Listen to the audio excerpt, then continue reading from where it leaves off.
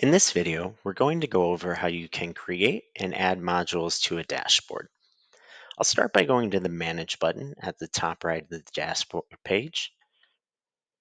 From here, you can see your list of created dashboards, including any legacy dashboards from the old dashboard format. If you do have any legacy dashboards, you can select the Import button to the right of their name, give it a title, and then import it. By selecting any of your saved dashboards, it will add it up to these tabs at the top and you'll be able to access it from there. From this page, you can also see dashboards that have been shared with you, and there are templates that can act as a starting point when building your own dashboards. To create a new one, you can select New Dashboard, give it a title. It'll populate in a new tab. From here, you can add a module. There are 6 types of modules. Security lists will add a watch list. You can either browse for saved lists or create a new watch list from this menu. Economic indicator lists are similar to security lists, but specifically focus on economic indicators.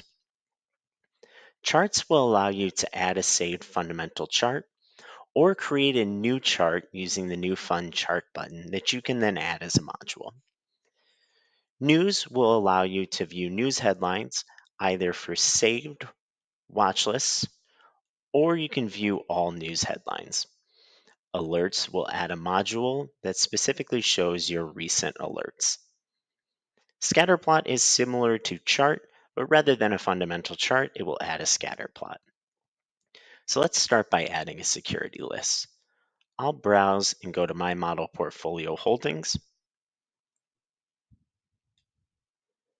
and we'll select a model portfolio, and that will create a watch list. We can then click the name of the dashboard to open a dropdown that will let us add another module, condense, which will remove empty space between the modules, rename the dashboard, or share it with another user. We'll add another module, this time a chart. Browse for that. And you can see that will populate a chart module. Once you have a dashboard created, to reorder the modules, you can use the arrow button at the top right of any module. That will allow you to move it throughout the page. You can also use the bottom right corner to adjust the size of the module. This concludes our brief video on creating a new dashboard. Should you have any questions, you can always use support and go to Contact Us to contact your account manager, or use the green button at the top or the blue button at the bottom to contact chat support between 9:30 and 5:30 Eastern Time.